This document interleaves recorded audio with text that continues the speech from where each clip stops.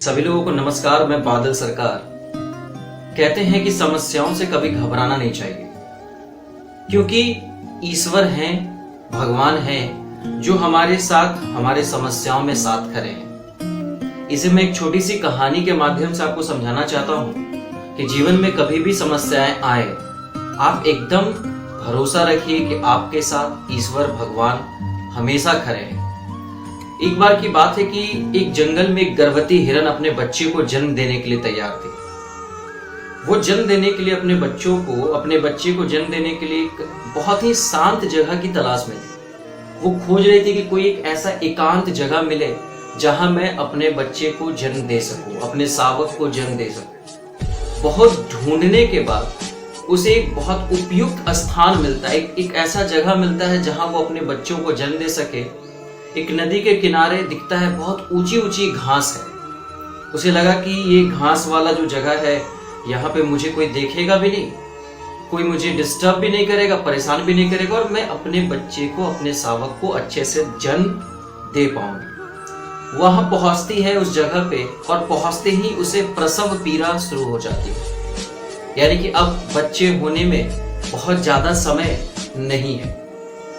उसी समय, जिस समय उसे प्रसव पीड़ा शुरू होती है, उसी समय आसमान में घनघोर बादल छा जाते हैं, बिजलियां कड़कने लगती है। अब उसे एक डर होता है कि ये आसमान में इतनी तेज बादल, इतनी तेज बिजलियां कड़क रही है, मैं अपने बच्चे को कैसे जन्म दूंगी। लेकिन तब पर भी उसने क्या सोचा कि ठीक है, कोई बात नहीं, भगवान पे भरोसा रखा जाए।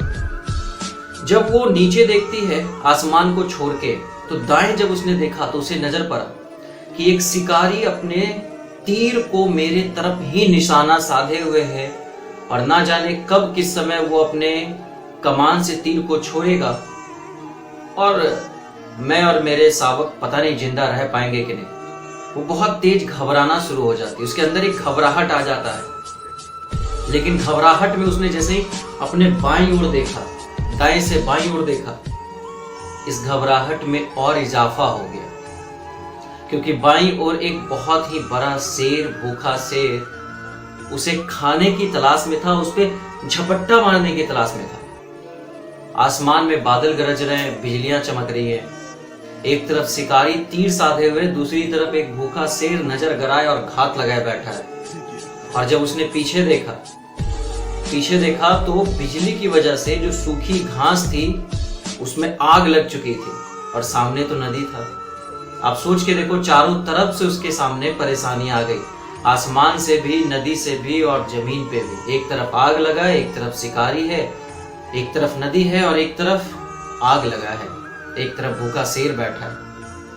वो बहुत व्याकुल हो गई, उसको प्रसव पीड़ा भी था उस मादा हिरण को, वो बहुत व्याकुल हो गई और उसे समझ नहीं आ रहा था कि क्या करूं।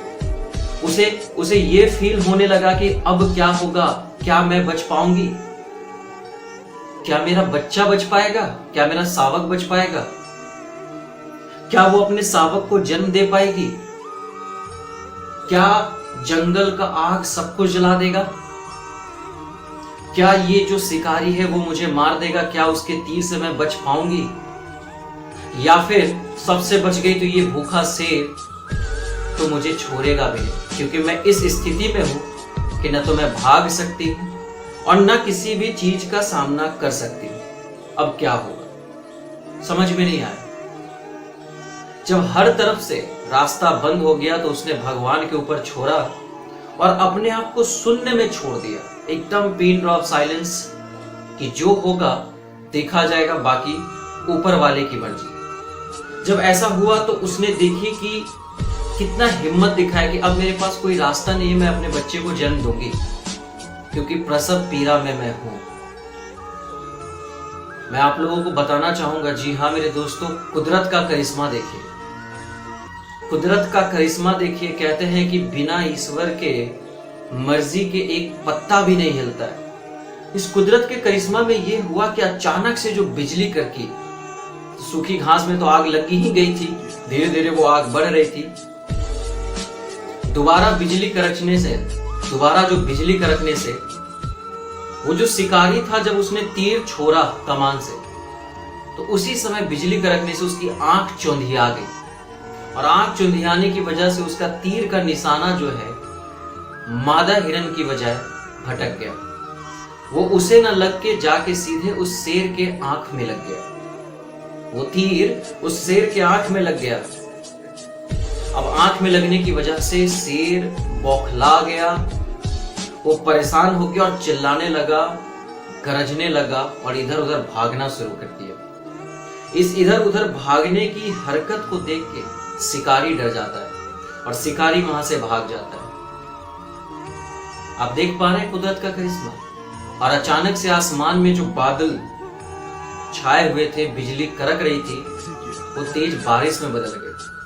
वो वर्षा होने लगी और जंगल की जो आग थी वो पूरी तरह से बुझ गया। यानी कि जब आपके जीवन में समस्या है तो आप ईश्वर पे छोड़ दीजिए। मतलब इससे हमें शिक्षा ये मिलती है कि हमारे जीवन में कभी ना कभी कुछ ऐसा पल आता है जब हम चारों तरफ समस्याओं से घिरे होते हैं, हमारे सामने कोई रास्ता नहीं होता है। हम ऐसी परिस्थिति में होते हैं कि हम निर्णय नहीं ले पाते कि क्या करना चाहिए, क्या नहीं करना चाहिए। ऐसी परिस्थिति में हमेशा नियति को सौंप दीजिए, ईश्वर को सौंप दीजिए कि प्रभु जो होगा देखा जाएगा। और ऐसी जब परिस्थिति आए तो सिर्फ अपने उत्तरदायित्व और प्राथमिकता को ध्यान रखिए कि मेरा क्या उत्तरदायित्व है, मेरा क्या प्राथमिकता है, मैं उस काम को करूं। हार जीत, यश अपयश, जीवन मृत्यु सब ऊपर वाले के हाथ में। बिना ईश्वर के ये सारी कुछ भी नहीं चीजें आपके जीवन में हो सकती। और एक चीज और सीखने के लिए यहाँ पे कि जीवन में आपको आलोचनाएं भी मिलेंगी, प्रशंसाएं भी मिलेंगी, दोनों महत्वपूर्ण है। प्रशंसा कहीं ना कहीं आपको प्रेरित करेगा कुछ और अच्छा करने के लिए, और अगर आपके जीवन में आलोचनाएं आ रही हैं तो वो कहीं ना कहीं आपको अपने अंदर से भीतर से मजबूत करेगा, सुधारने की कोशिश करेगा। तो जिस तरीके से उस मादा हिरन की सारी समस्याएं दूर हो गई, उसने अपने आप को सुनने में छोड़ दिया, उसने चिंता नहीं किया, और उसका जो काम था अपने बच्चे, अपने शावक को जन्म देना, वो चुपचाप ईश्वर के भरोसे उस काम में लग गई। तो हम आप सब लोग इस चीज को समझे कि जीवन में समस्याएं तो आएंगी ही आएंगी। आप ऊपर वाले ईश्वर, परवरदिगार, गॉड, अल्लाह, भगवान, जिस नाम से हम पुकारते हैं, उस पे अटूट विश्वास रखिए। मेरा विश्वास है कि जीवन में आपकी सारी समस्याएं धीरे धीरे समाप्त हो जाएंगी और उसका कोई ना कोई हल जरूर निकलेगा। Thank you.